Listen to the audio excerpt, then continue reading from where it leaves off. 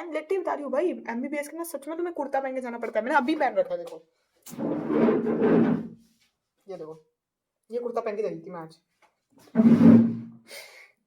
तुम literally anatomy के अंदर, हमारे तो ऐसा है कि फोन नहीं ले जा सकते, ये कुछ पहन नहीं सकते, ये वैसे तो मैं तो पहन के भाग जाती हूँ, वो अलग बात है, मैं तो बदतमीज हूँ। लेकिन आप बाल खोलना तो बहुत दूर की बात है, आप कुछ भी नहीं बना सकते। मैं तो दो चोटी बना के जाती हूँ, मुझे अच्छी लगती है। लाइक मेरा तो पर्सनल है थोड़ा सा, मुझे थोड़ा दो चोटी बनाना अच्छा लगता है, इसलिए मैं जानबूझ के बनाती हूँ।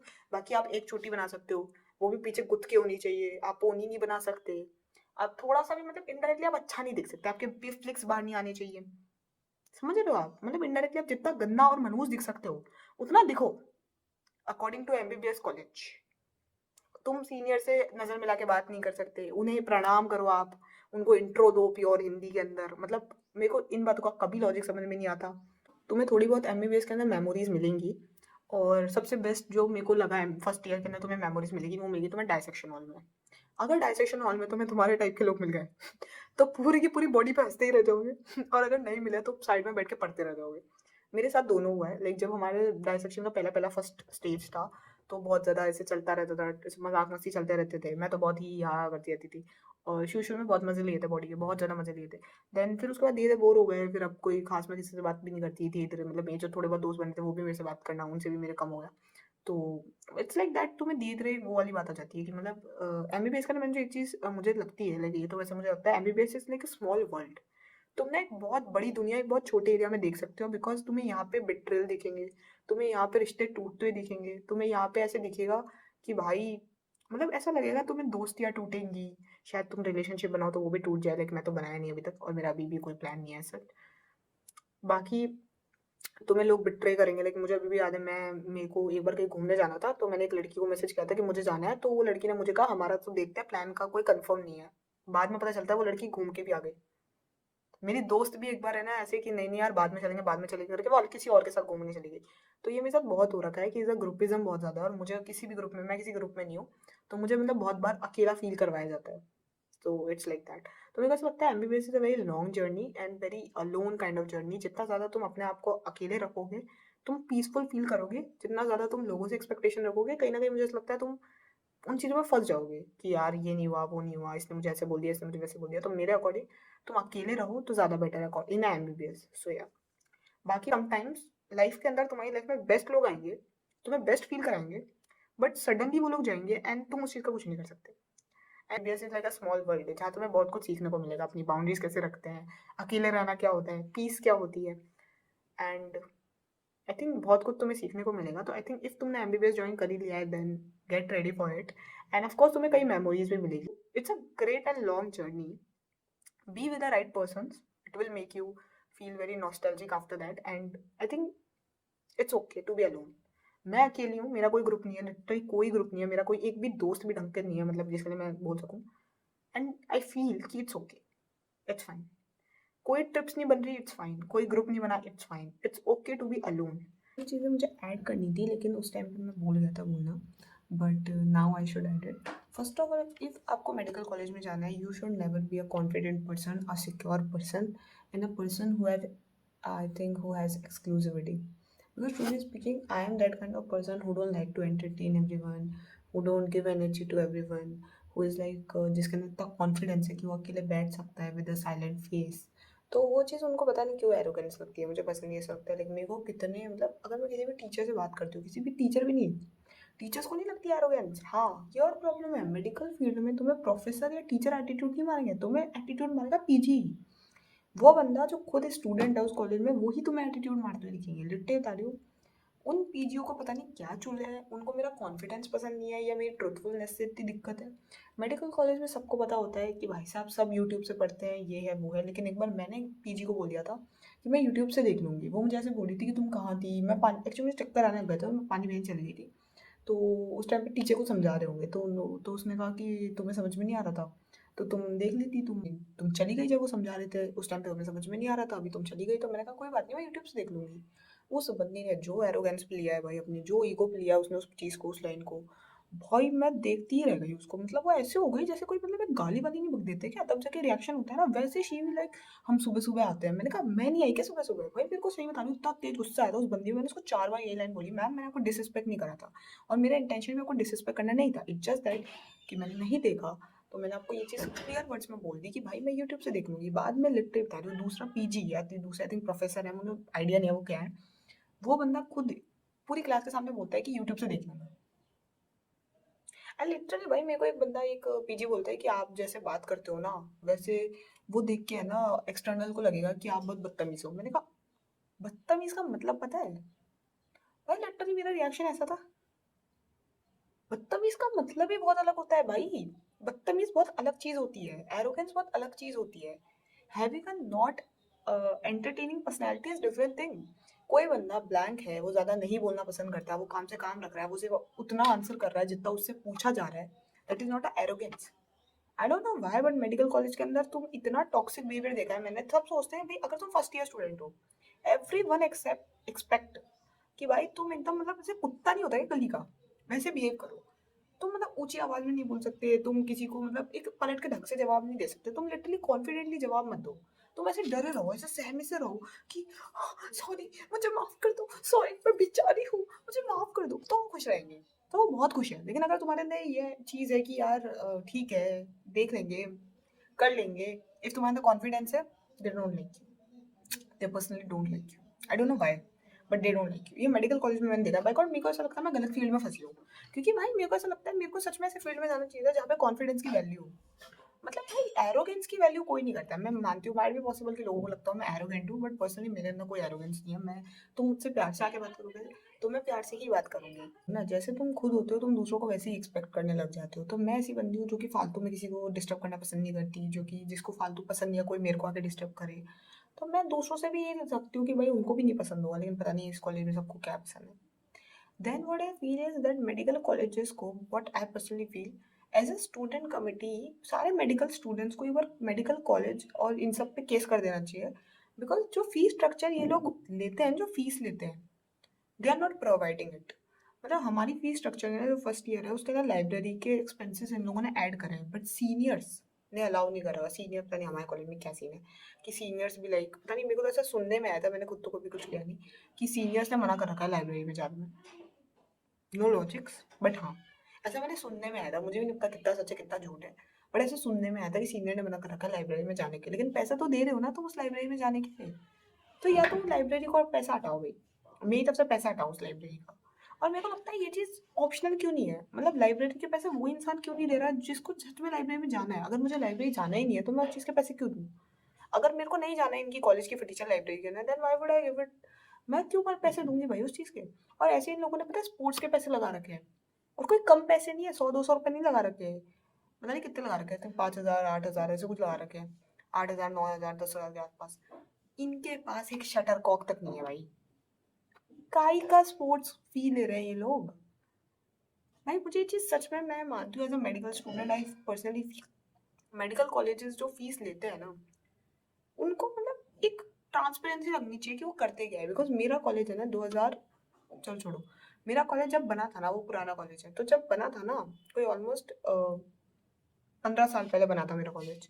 15 साल पहले ही उसमें जो हुआ था वो हुआ था, जो म्यूजियम बना, जो बोन्स आई, ये वो जो भी होता है वही चल रहा है अभी तक। कोई उसके बाद उन्होंने 1 रुपए भी मुझे नहीं लगता खर्च भी करा। कैंटीन भी नहीं है भाई हमारे कॉलेज के अंदर।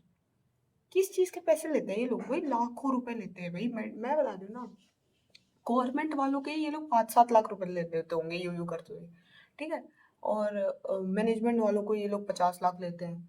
एनआरआई सीट के ये लोग 1.5 करोड़ ले रहे हैं। अरे तो तुम प्रोवाइड भी तो करो ना वो 1.5 करोड़ वाला। एक 1.5 करोड़ में भी इंसान अपने कॉलेज को कहाँ से कहाँ पहुंचा सकता है, ये तो कुछ करते ही नहीं है। मेरा तो मानना है भाई केस ठोको इन लोगों पे। बाय गॉड की कसम, चाहे मेरी पूरी वीडियो रिमूव हो जाए, बट मैं चाहती हूँ मेडिकल स्टूडेंट सारे मिलकर के इन पे केस ठोके कि भाई हमारे अगर 5,000 भी बच रहे हैं ना, मुझे दे दो वो 5,000 रुपये।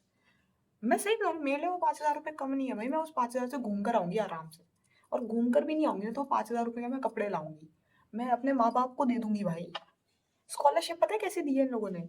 जिसके भी माँ बाप की एनुअल इनकम 1.5 लाख से कम है, एनुअल इनकम 1.5 लाख से कम है जिसके माँ बाप की, इतना गरीब कौन है जो मेडिकल कॉलेज में आ रहा है भाई? मेडिकल कॉलेज की गवर्नमेंट की फीस है ऑलमोस्ट 70,000 रुपये पर साल की। जब वो बंदा कॉलेज में आना अफोर्ड कर रहा है तो ऑब्वियस सी बात है कि भाई उसके माँ बाप इतना कम तो नहीं कमाते होंगे। मतलब इनडायरेक्टली स्कॉलरशिप के नाम पे इन लोगों ने अपना फुद्दू काटा है। एंड मैं इसे बता रही हूँ, इंडियन फी स्ट्रक्चर्स भी मेरे को लगता है बहुत ज़्यादा रिवाइज होने की ज़रूरत है। कॉलेजेस को रिन्यू होने की बहुत ज़्यादा ज़रूरत है। मैं तो पर्सनली मानती हूँ मेडिकल फील्ड मेरे लिए तो मुझे तो बहुत टॉक्सिक लगता है। पर्सनली मुझे तो बिल्कुल पसंद भी नहीं आया टू स्पीक। तो मेरे को तो ऐसा लगता है मुझे अपना फील्ड चेंज कर लेना चाहिए था सही टाइम पे, बट नहीं किया मैंने। अब मुझे ऐसा लगता है कि I am not someone who is meant for medical field, and मैंने तो किसी को खुश भी नहीं देखा इस मेडिकल फील्ड में। मैंने आज तक एक बच्चा भी नहीं देखा जो बहुत खुश है कि भाई हम मेडिकल फील्ड है। हमारी क्लास के टॉपर भी खुश नहीं है। वो भी बोलती है क्या गधा कॉलेज है और क्या गधा फील्ड है। And I personally feel literally medical college में पता नहीं क्या ऑब्सेशन है, वो तुम्हें ऐसा फील करवाएंगे कि तुम्हें कुछ भी नहीं आता, जबकि ट्रूली स्पीकिंग किसी को भी मेडिकल कॉलेज में तुम एक्सपेक्ट नहीं कर सकते कि उसे 100% सब कुछ आता होगा। Because medical field is very wide, human body is very wide. तुम उसको एक साथ नहीं रट सकते। तुम ये नहीं एक्सपेक्ट कर सकते कि तुम्हें सब कुछ आता होगा। कुछ ना कुछ तुम फिर भी भूल जाओगे। तो मेरे को ऐसा लगता है as a teacher you should inspire कि भाई तुम एटलीस्ट एफर्ट डाल रहे हो, बच्चा एटलीस्ट एफर्ट डाल रहा है। ये लोग तो और डिमोटिवेट करते हैं कि तुम्हें कुछ नहीं आता, तुम्हें कुछ भी नहीं आता, कुछ भी नहीं आता। और हमारी क्लास तो और हरामी है, वो तो बंक पे बंक मारती रहती है, मजे करती रहती है। हमारी क्लास बहुत बढ़िया है भाई इस मामले में, बहुत ही मतलब बिल्कुल सीरियस नहीं लेती वो। मेडिकल कॉलेज को बिल्कुल सीरियस नहीं लिया मेरी क्लास ने, कभी भी नहीं लिया उन्होंने। एंड वो मेरी जैसी है, बिल्कुल चिल काइंड ऑफ क्लास है मेरी। बट ये लोग फिर भी जबरदस्ती पीछे पड़े रहते हैं। मैं तुम्हें सच बता रही हूँ, मेडिकल कॉलेज में तुम्हें एक चीज़ का सबसे बड़ा फ्रॉड पता है क्या है? जब तुम्हें लगेगा ना तुम्हारा वाइवा तो बहुत अच्छा गया है, तुम्हारे तो अच्छे मार्क्स आएंगे, उसी टाइम तुम फेल हो जाओगे। और जब तुम्हें लगेगा नहीं तो बहुत खराब गया, इसमें तो पक्का फेल हूँ, उस दिन तुम पास हो जाओगे। ये मेरे साथ हुआ है। मेरा जो बायोकेमिस्ट्री का वाइवा था इतना घटिया गया, टेबल वाइवा घटिया, ग्रैंड वाइवा और घटिया। लिटरल मेरे टीचर ने पता है मेरे मुंह पे क्या बोला था? बेटा अगर नहीं आता तो मत जवाब दो, जबरदस्ती क्यों बोल रही हो? ये मेरे वाइवा के अंदर मुझे बोला था। जस्ट इमेजिन द बेइज्जती जो हुई थी उस टाइम पे। मेरे को बहुत ही मतलब ऐसे हुई थी कि भाई अब कुछ बोलूं ही नहीं, मेरा मन ही नहीं कर रहा था उसके बाद कुछ बोलने का। ठीक है, मेरा बहुत खराब वाइवा गया था, लेकिन मैं बायोकेमिस्ट्री में पास हो गई। ठीक है, ऐसा भी नहीं एक दो नंबर से पास हुई, मेरे कुछ 114 आई थिंक इतने कुछ आए होंगे। तो मैं ठीक ठाक पास हो गई। मैं फिजियोलॉजी में पास हो गई। हाँ, मैं एनाटॉमी में देखा मेरे से भाई 4 बोन्स उठवाई, जबरदस्ती 4 बोन्स उठवाई, सॉफ्ट पार्ट के ना मुझसे इतने क्वेश्चन करे। मेरी सरफेस मार्किंग भी मैंने सही बताई थी। मैंने एक्सरे भी सही बताया था, मैंने बस वो क्वेश्चन एक दो थोड़े से ऊपर नीचे कर दिए थे। बाकी मेरा सही गया था, तो मेरे को लगा भाई मेरे अच्छे आने चाहिए। और मैंने क्या, एनाटॉमी का पेपर भी मेरा सही गया था, ऐसा नहीं है मुझे कुछ आता नहीं था। मैंने बस एक क्वेश्चन था जो मैंने कंप्लीटली गलत लिख दिया था। वो मैं कंफ्यूज हो गई थी ट्राइंगल्स के अंदर कि कौन से ट्राइंगल की बात हो रही है। तो मैंने बस वो एक क्वेश्चन गलत लिखा था, बाकी सब जगह मैंने ऑलमोस्ट सही चीजें लिखी थी। बट उन्होंने मुझे कितने कम कम मार्क्स दिए हर चीज के अंदर कि मैं एट द एंड पास नहीं हो पाई। एंड लिटरली बता रही हूँ, मुझे इतना बुरा लगा था जब मैंने अपना एनाटॉमी का रिजल्ट देखा कि मैं डिजर्व नहीं करती थी। I know I deserve to be passed. First semester से मुझे कुछ खास फर्क नहीं पड़ता, मुझे बस सीखने को मिला कि मुझे कहाँ इंप्रूवमेंट करना चाहिए। तो ऑफकोर्स मेरे को अपनी गलतियाँ समझ में आई, मुझे समझ में आई कि मुझे और ज़्यादा एनाटॉमी में मेहनत करने की ज़रूरत है। तो वो चीज़ मुझे उतनी बुरी नहीं लगी। लेकिन मैं ये चीज़ मानती हूँ कि एक मेडिकल फील्ड में जाने से पहले ना एक तो होता है, वो मेरे को ऐसा लगता है medical college meant to disrespect you or make you feel that you don't deserve anything। Doctor बनना भी वेस्ट ही है if you are not a good person. I feel तुम कितने ही डॉक्टर बन जाओ, तुम कितने ही इंजीनियर बन जाओ, सीए बन जाओ, यूपीएससी बन जाओ, यूपीएससी का सॉरी आईएएस आईपीएस बन जाओ, लेकिन अगर तुम्हारे अंदर एक बेसिक ह्यूमन डिसेंसी नहीं है, अगर तुम्हारे अंदर एक एम्पैथी नहीं है, अगर तुम्हारे अंदर बेसिक एथिकेट्स नहीं है, then you are just a hollow person. तुम कतई खोखले हो।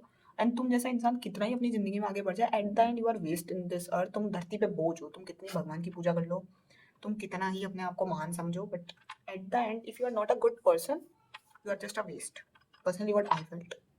And that's why I recommend everyone कि आप किसी भी फील्ड में जाओ, first of all be a good person, be a good colleague, be a good senior, be a good teacher, be a good PG, everything. Just be a good person. मतलब तुम्हें देख के लोगों के मुंह से निकलना चाहिए कि मुझे इसके जैसा बनना है, या फिर लोग तुम्हें पसंद करें। मैं हायरार्की में बिलीव नहीं करती, मैं बिलीव करती हूँ इक्वलिटी में। इक्वलिटी का मतलब ये नहीं होता कि ऑब्वियसली प्रोफेसर मुझे गुड मॉर्निंग विश करे, obviously not. I will respect my seniors, I will respect my professors, I will respect every one around me. But वो रिस्पेक्ट मुझे लगता है मेरे दिल से आए तो। अगर मुझे उस इंसान को दिल से देख के लगे ना कि यार ये बंदा है, डिजर्व करता है ये, और मैं फिर रिस्पेक्ट करूँ, तो मैं उस चीज़ को ज़्यादा मैटर मानती हूँ, ज़्यादा मैं उस चीज़ को अच्छा मानती हूँ देन कि अगर कोई प्रोफेसर या कोई भी सीनियर या कोई भी एनीवन हु वांट्स कि मैं उसकी रिस्पेक्ट करूँ विदाउट इवन एनी रीजन। मेरे दिल से रिस्पेक्ट नहीं आ रही, बस उसकी रिस्पेक्ट करूँ जबरदस्ती, उस चीज़ को मैं थोड़ा सा फेवरेबल नहीं मानती। It's just that. मैं विश करूँगी कि आने वाले सीनियर्स और ज़्यादा सॉफ्ट हो, अच्छे हो, प्रोफेसर्स और भी ज़्यादा अंडरस्टैंडिंग हो, डिमोटिवेट करने की जगह, इंसल्ट करने की जगह वो तुम्हें समझने की कोशिश करें, मैं ये चाहूँगी। सो आई जस्ट फील कि मेडिकल फील्ड में थोड़ा-सा और ज़्यादा पोलाइटनेस आए, थोड़ा-सा रिज़ॉल्यूशन आए। पढ़ाई में ऑफ कोर्स थोड़ी-सी और अच्छी प्रैक्टिकल नॉलेज पे ध्यान दिया जाए। वैसे तो इस जगह मैं नहीं मानती, भाई मेरा कॉलेज ऐसे तो बढ़िया ही है, बेचारे पढ़ाने की कोशिश तो कर ही रहे हैं। अवेलेबिलिटी तो वो रखते ही है पढ़ने के लिए, उन्होंने कभी मना नहीं करा। इवन वो यही बोलते हैं कि भाई पढ़ाई लिखाई करो। तो ये नहीं है कि वो लोग ये बोलते हैं कि पढ़ो मत या ऐसा कुछ खराबी नहीं है। But still I feel the level of, मतलब जो टॉक्सिसिटी तुम्हें फील आती है ना, जैसे कॉलेज जाके मजा नहीं आता। मेरे कॉलेज का एक बच्चा मुझे ऐसा नहीं मिलता जो कॉलेज जाके खुश होता है, एक्सेप्ट एक मेरी दोस्त जिसको पूरे दिन डोलना होता है, क्योंकि उसके घर पे बहुत ज़्यादा रिस्ट्रिक्शन है। तो वो कॉलेज को अपनी फ्रीडम की तरह देखती है, उसके अलावा कोई खुश नहीं है कॉलेज जाके।